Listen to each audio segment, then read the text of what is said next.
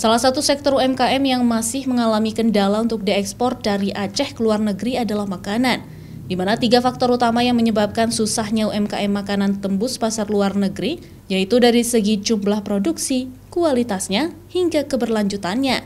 Di mana berbanding terbalik dengan negara asing, mereka memiliki standar yang cukup tinggi untuk produk makanan yang akan masuk ke negara mereka.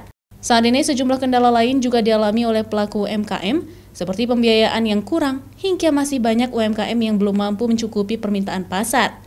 Kalau kita bergerak ke produk-produk makanan, di negara lain itu ada FDA, jadi Food and Drug di sana tuh ada syarat-syaratnya yang sangat ketat gitu. Nah, kita sebenarnya perlu membangun sebuah integrasi ketika kemudian kegiatan-kegiatan produksi produk makanan itu bisa diakselerasi bersama, tidak berjalan sendiri-sendiri, maka kita bisa mengawal standar-standar yang diminta oleh negara-negara asing gitu.